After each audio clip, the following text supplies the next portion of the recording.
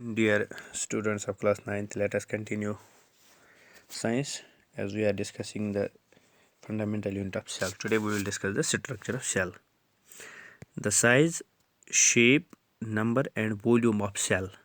जो साइज होता है, शेप होता है या नंबर ऑफ सेल्स जो होता है या वॉल्यूम ऑफ सेल जो होता है, it greatly varies among unicellular and multicellular organisms. तो अगर हम सेल शेप देखेंगे, सेल शेप की बात करेंगे तो basic shape of eukaryotic cell जो है is spherical, but the shape of cell is ultimately determined by the specific function of the cell. Usually cell spherical होती है, बट सेल का जो एक्चुअल शेप होगा वो उसकी फंक्शन से डिटरमाइन होता है. तो हम ये कह सकते हैं कि शेप ऑफ सेल में बी वेरिएबल, ठीक है ना, और फिक्स्ड भी हो सकता है, वेरिएबल हो सकता है. वेरिएबल और irregular shape occurs in amoeba and white blood cells और leukocytes. In fact, leukocytes are spherical in circulating blood, but in other conditions they may be produce pseudopodia and become irregular in shape. तो जो variable और irregular shape की बात करेंगे amoeba में होती है और वाइट ब्लड सेल्स में होती है.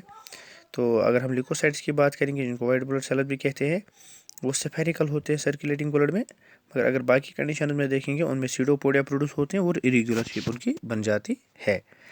यूनिसेल्युलर ऑर्गेनिज्म की अगर हम बात करेंगे, cell shape is maintained by tough plasma membrane. Unicellular organism जो होती है उनमें जो सेल की शेप होती है वो प्लाज्मा मेम्ब्रेन से मेंटेन होती है. फॉर एग्जांपल पैरामीशियम में बात करेंगे, पैरामीशियम के एग्जांपल देंगे, एंड एक्सोस्केलेटन, और जो बाहर से एक्सोस्केलेटन होता है उससे मेंटेन होता है. अगर मल्टीसेल्युलर की बात करेंगे, multicellular organism shape of cell depends mainly on the, जो शेप ऑफ द सेल होती है तो मेनली डिपेंड होती है on the functional adaptation and partly on the surface tension. Surface tension पे भी थोड़ा सा डिपेंड होता है और फंडामेंटल एडाप्टेशन पे भी डिपेंड होता है. विस्कोसिटी ऑफ द प्रोटोप्लाज्म पे भी डिपेंड होता है. Mechanical action exerted by the adjoining cells and rigidity of the cell membrane. तो वही हम ये कह सकते हैं कि सेल का शेप जो होता है मल्टीसेल्युलर ऑर्गेनिज्म में बहुत सारी चीज़ें जो उसको डिटरमाइन कर सकते हैं. द सेल्स में have diverse shapes such as polyhedral, spherical, spindle shaped, elongated, branched, discoidal. तो डिफरेंट सेल्स जो होती है उनकी डिफरेंट शेप्स होती हैं. उसके बाद है cell size. The size of different cells ranges between broad limits. Some plant and animal cells are visible to the naked eye. Most cells however are invisible with a microscope since they are only a few micrometers in diameter. Cell size की बात अगर हम करेंगे, size भी very होता है. कुछ sales animals या प्लांट्स में देखेंगे वो इतनी बड़ी होती हैं कि वो हमें आँख से देख सकते हैं, they are visible to naked आई.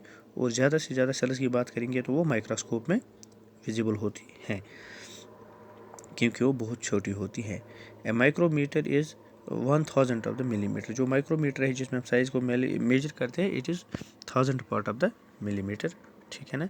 तो साइज़ की बात अगर हम करेंगे, साइज़ वेरीज. तो यहाँ पे हमने एक सेल आप देख सकते हैं, यहाँ पे सेल मल्टीसेल्युलर ऑर्गेनिज्म्स का सेल है. उसके बाद है cell volume. The volume of cell जो होता है it is fairly constant for a particular cell type and independent of the size. Cell का जो वॉल्यूम होगा, अंदर से जो जगह सेल में होती है उसको सेल वॉल्यूम कहते हैं. It is independent of the cell size. Cell size पे डिपेंड नहीं होता है कि सेल कितनी भी बड़ी होगी, वॉल्यूम उस पर डिपेंड नहीं होता है. तो अगर हम देखेंगे किडनी और लिवर सेल्स जो होती हैं, they are about the same size in the bull, horse and mouse. Kidneys जो सेल्स होती हैं, किडनी की या लिवर की जो सेल्स होती है उनका साइज सेम होता है, चाहे हम हॉर्स की बात करेंगे, चाहे हम माउस की बात करेंगे, या चाहे हम बुल यानी ऑक्स की बात करेंगे. The difference in the total mass of the organ और organism depends upon the number not on the volume of cell.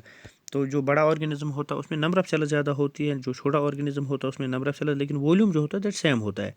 Thus the cells of elephant are not necessarily larger than those of other tiny animals or elephants.